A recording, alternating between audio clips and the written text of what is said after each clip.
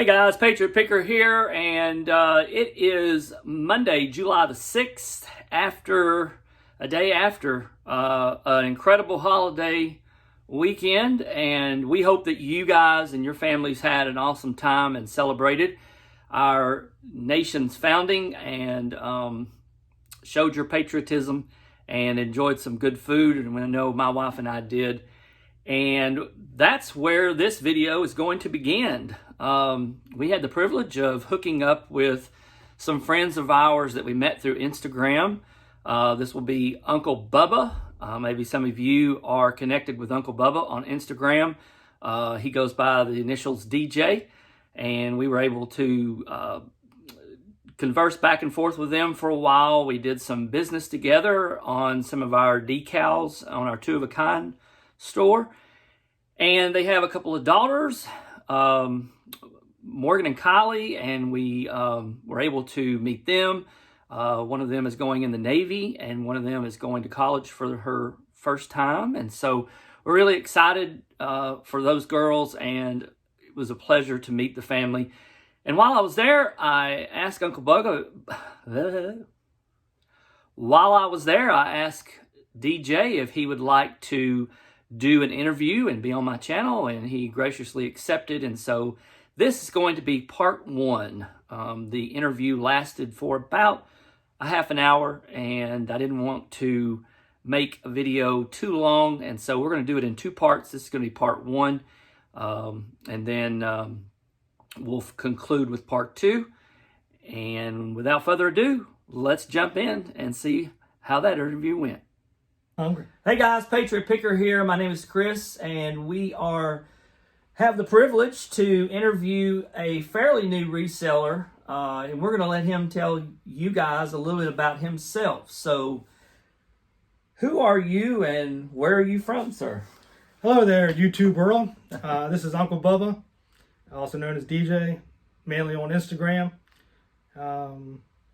Just welcome to my eBay world, I guess.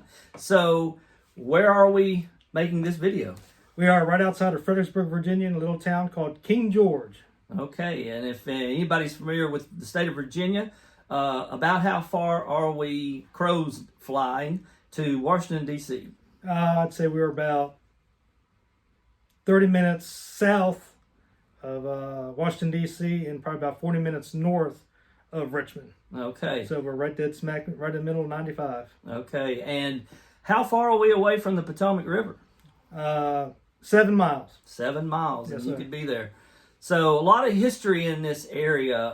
One of the most important parts of the history of this area, I'm going to let him tell you a little bit about that. So what is this area known for most? This was the gateway kind of to Richmond for the Confederate spies, I guess you could say. And that spy route was called what? Did they have a name for that? I don't know if they had a name for it back then, but I know they have a name for it now. It's called Route 301. Route 301. So if any of you history people out there are familiar with that time frame in our nation, you'll know exactly what we're talking about. So here we are in King George, Virginia, and we just got through eating a delicious, delicious meal prepared by the man himself. I don't think I did. Who has been in barbecue, actually competitions, guys. But about how long have you been doing the barbecue? Oh, geez. People ask me that, and I really don't remember the exact date. Yeah. I'm going to say it's been at least a good 10 years Okay. of doing barbecue. Okay. I started off by watching a television show, Barbecue Pit Masters, and I told my wife, hey, I can do that. She said, no, you can't even cook a grilled cheese. You cannot do that. So I set out and jumped in with both feet. Now I'm going to figure this barbecue thing out. We made ourselves sick many a night with my terrible cooking, but finally got it down and entered the world of competition barbecue. Had a little bit of success in there.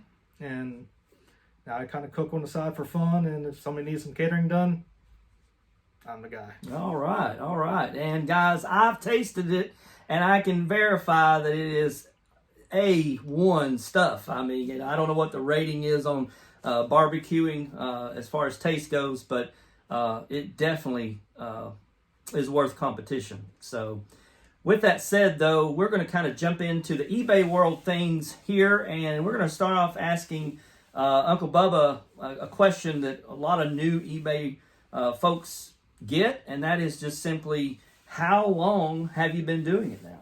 I sold my very first item on eBay January 25th.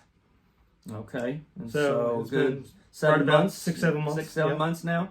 And what would you say is kind of like one of the main motivations for how you got involved in reselling? Like everybody else, money. That's Just right. need a little bit of extra spending money for this, for that. Right now we need an air conditioning unit in the house, so that is a big motivator. Okay. Trying to just help out family bills, and if we need to want to go on vacation at some point, we don't have to dip into the family fund for that. We can dip into the eBay money and just take it from there. Okay, so right now it's kind of a side hustle, right? Yes.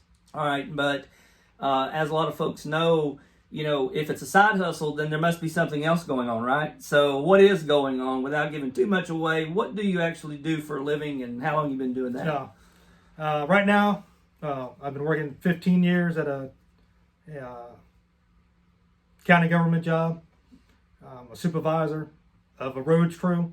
Okay. And we cut and trim trees along the side of the roads. Oh, wow. So Hard work then. It's manual labor. Yeah, that's what we're manual all labor. about. Okay. And I've been doing that since I was 14 years old. Wow. Yeah. Wow. Not at the county. Yeah, right. Right. Starting off with my father cutting trees and then moving on to government side of it. All right. So pretty good at cutting trees then, right? I'm okay. Haven't hit anything yet. So that's the side hustle. eBay's the side hustle. This is what you do full time, right? So are you doing any reselling on any other platforms, really? I have a few things on Macari, but that's kind of a different world, seems like. Yeah. Kind of hard to understand how they do their shipping, how to do their selling. So I've sold a few things on there, nothing extravagant. Okay. So mainly then you're just focusing on eBay. Yeah, main thing is eBay right now. Okay. Have you ever, reached out to Facebook Marketplace, anything like that? As far as reselling? Yeah, I've reached out a few times with Facebook Marketplace. Okay. I've had a little bit of success with that. Mm-hmm. Just nothing that I wouldn't be able to sell on eBay.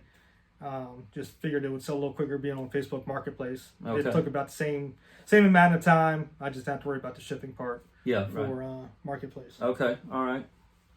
Well, when it comes to being into reselling, a lot of us that have been in it for a while, maybe for a short time, long term, we think about people like Commonwealth Picker. We think about people like Cincinnati Picker and Mad, as you mentioned, out west. Right. And so, we try to kind of get ourselves and figure out where we are in the process of this. And both he and I are fairly new, and we're still learning a lot.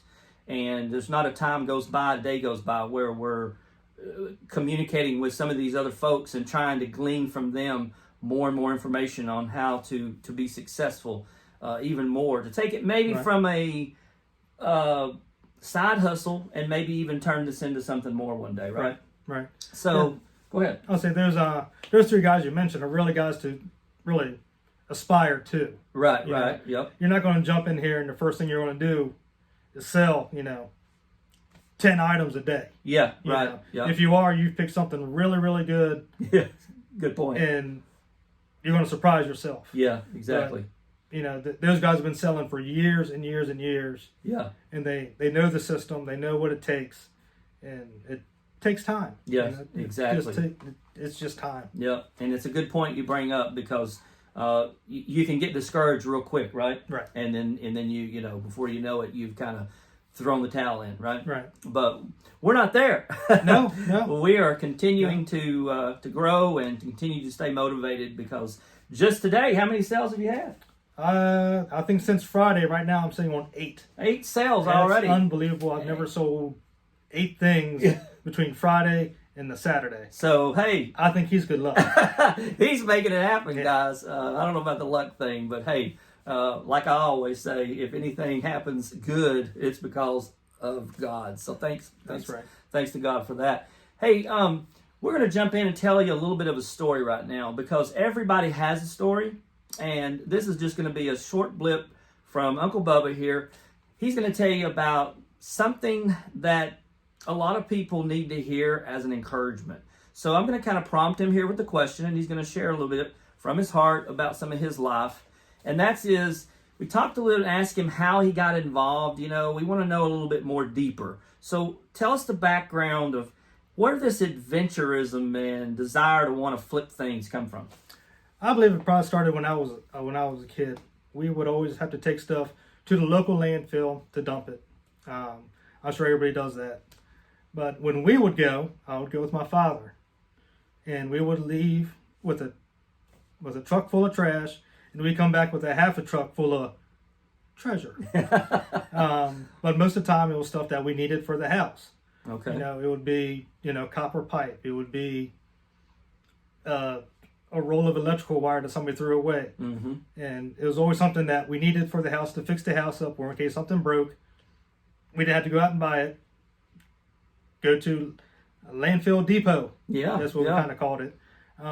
Actually, my first bicycle came from the landfill. Oh, wow. Yeah. Wow. Yeah, you don't know that story. Yeah. No, I hadn't heard that one. I had it was literally like a 1960s old banana seat bicycle with the big handlebars. Chopper style. Yeah, chopper style. And the front wheel was bent one way and the rear wheel was bent the other way. So I was literally riding like this with no brakes. What a story. But that was my first bike. Came from the landfill. And, I was proud of that bike. Man, I got my first bike. Uh-huh. Where'd you get it from? Don't worry about it. I got my first bike. But I'll tell it now. Say, I came from the landfill.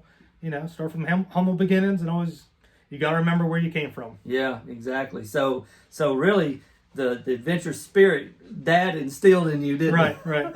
So after that happened, and you started kind of picking things through the landfill, what's something that happened next that kind of it maybe inspired you a little later in life? So tell us a little bit more about how that kind of grew.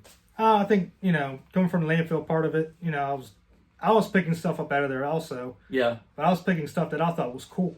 Wow, look at that sign. Look at this. Look at this. And my dad was yelling at me, "What are you going to do with that? We can't use that." I know. I think it's cool looking. Yeah. And I think coming from there, it was kind of like the thrill of the hunt. What can you find? What's under this? What's under this? Right. And that's kind of translated over to eBay and Goodwill, wherever else you source from. It's the thrill of the hunt. Like, man, what am I going to find on this shelf? What am I going to find on this shelf? Yes. And when you find that one piece, you get the cha-chings in your ear, even though you haven't listed it. You just know, hey, this is going to be something special. Yes. What a story. That's awesome. And those of you out there who can relate, that is what probably motivates most of us in reselling, is how we can take something that may not look like a whole lot of money to some people, and then turn around and flip it for a pretty good profit. Right.